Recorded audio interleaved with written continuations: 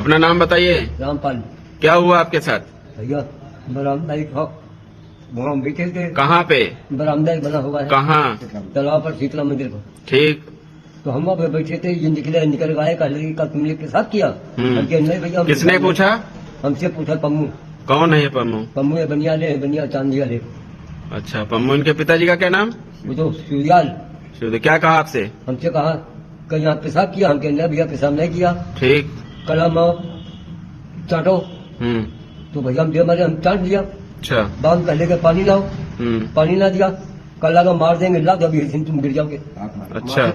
कल पास से साले पास ही तुम होते हुए यहाँ पर पेशाब कर लिया। और हम कहना है भैया पेशाब तो क्या गलती से हो गया? बीमार हो क्या?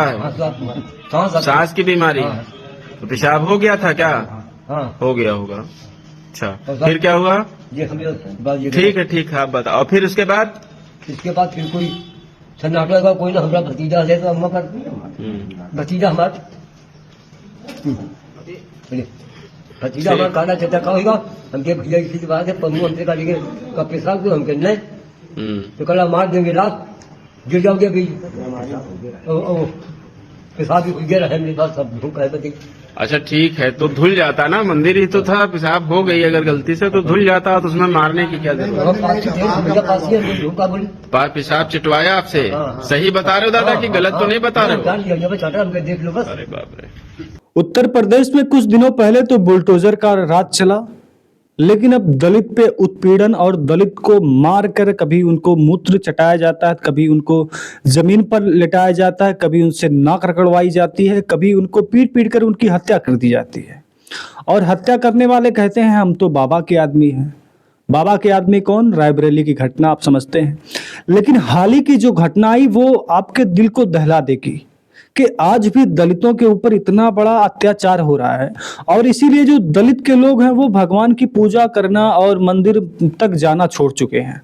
ज्यादातर लोग अब भीमराव अंबेडकर को मानने लगे हैं। वो कहते हैं हमारे लिए जो भी किया वो भीमराव अंबेडकर ने किया है। बाकी भगवान क्या होते हैं क्या नहीं होते उसके बारे में हमें नहीं जानकारी, मगर जो हमारा हक अधिकार है वो हमें भीमराव अंबेडकर और संविधान के जरिए मिला है, इसलिए हमारे लिए भगवान है। कौन कहता है? ये जो दलित गरीब वंचित हैं ये मानते हैं। लखनऊ में एक दलित बुजुर्ग ने मंदिर परिसर में गलती से शायद उसने पेशाब कर दी। बीमार था वो, पीड़ित था वो, और गलती से वो उसको पता भी नहीं चला कि जो है हमारे साथ ये घटना हो गई या फिर हमारा जो पेशाब ये हो गया है। लेकिन वहां पर होता क्या है कि पेशाब जब निकल गई या हो गया, इसके बाद उससे वही पेशाब चटवाई जाती है। दरअसल बीमार बुजुर्ग मंदिर के सामने से गुजर रहे थे, तभी अचानक उन्हें दिक्कत महसूस हुई। तबीयत खराब होते ही वह मंदिर की सीढ़ियों पर बैठ गए। इसी दौरान उनकी पेशाब छूट गई। यह देखते ही मंदिर के सामने की दुकान से एक दबंग बुजुर्ग के पास आता है। दबंग बुजुर्ग ने कहा कि मंदिर में पेशाब कर दी, अब इसे शुद्ध करना होगा।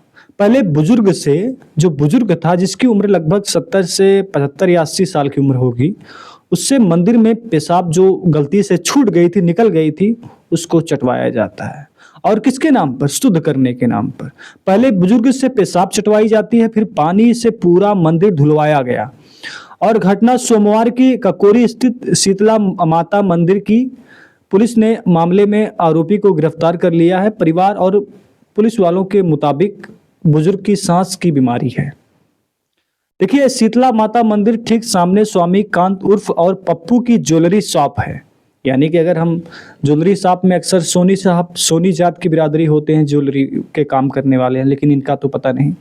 जैसे ही यह बात उनको खबर लगी कि मंदिर में बुजुर्ग ने पेशाब कर दी, वह गुस्से में तन मनाए हुए सीधे बुजुर्ग रामपाल के पास आया और बुजुर्ग की दिक्कत पूछे बिना भद्दी भद्दी जाति सूचक गालियां देने लगे। कहने लगे कि तुमने पूरा मंदिर गंदा कर दिया, अब तुम्हें अपनी पेशाब चाटनी होगी, तभी मंदिर की शुद्धि होगी। इसके साथ ही पूरे मंदिर को भी धुलना होगा। इसके बाद परेशान बुजुर्ग ने बीमारी की हालत में अपने पेशाब को चाटा, फिर पूरे मंदिर को पानी से धुला। मतलब अगर गलती से किसी से पेशाब छूट जाए, फिर उसे पेशाब को चाटना होगा। और इसके बाद क्योंकि मंदिर अशुद्ध हो चुका, लेकिन अगर आप पेशाब चाट लोगे तो मंदिर शुद्ध हो जाएगा। ये उस दुकानदार और जो बुजुर्ग को गालियां धमकी जात सूचक शब्दों से जो पेशाब चटवाया, उसने उसकी सोच थी कि एक आदमी अगर पेशाब कर देता है तो उससे चटवा दो तो मंदिर शुद्ध हो जाएगा। सोचिए इस आदमी की दिमाग और उसका मानसिक क्या है। पीड़ित रामपाल ने बताया कि मैं सांस का मरीज हूं और तबीयत खराब हुई तो मंदिर के सीढ़ियों पर मैं बैठ गया, तभी मेरी पेशाब छूट गई और पम्मू दुकानदार दुकान से निकलकर मेरे पास आए। मुझसे पूछा क्या पेशाब कर दिया? मैंने बोला हाँ साहब, गलती से धोखे से पेशाब हो गई। पम्मू ने मुझसे कहा कि गाली देकर के इसको चाटो।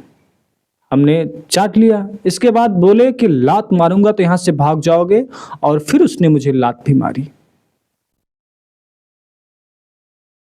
तो बुजुर्ग रामपाल ने कहा कि मुझे न्याय चाहिए, जैसे मुझे पेशाब चटवाया है वैसे ही पप्पू भी पेशाब चाटे। हमने थाने में शिकायत दर्ज की है, वो बड़े लोग हैं, अब देखो पुलिस क्या करती है। पोते मुकेश कुमार ने बताया कि बाबा को सांस हांफने की समस्या है, उन्हें खांसी भी आती है, इसके चलते जब थकान होती है तो वो कहीं पर भी बैठ जाते हैं, रुक जाते हैं। सोमवार रात करीब रात 8 बजे घर की तरफ आ रहे थे, तभी बाबा हांफने लगे। वह आराम करने के लिए मंदिर के पास सीढ़ियों पर बैठ गए, तभी उनकी पेशाब छूट गई। मंगलवार को सुबह बाबा ने पूरी घटना की जानकारी दी। इसके बाद हम लोगों ने शिकायत करने का फैसला लिया। पीड़ित रामपाल ने इस घटना के बारे में ककोरी थाना पहुंचकर मामले की लिखित शिकायत दर्ज कराई। वही आरोप लगाया कि स्वामीकांत आरएसएस कार्यकर्ता है।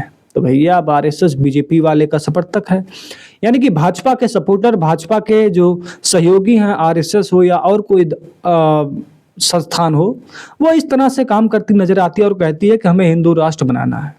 मतलब दलितों को आप बर्बाद कर देंगे, तबाह कर देंगे, मार देंगे, और फिर भी आपको हिंदू राष्ट्र बनाना है।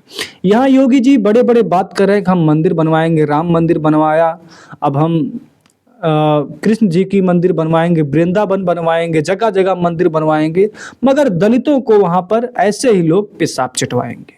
ये है योगी सरकार और ये है उत्तर प्रदेश। आपकी जो राय आप कमेंट में जरूर बताइएगा, और हमारी वीडियो को आप लाइक करिए, शेयर करिए दोस्तों के साथ।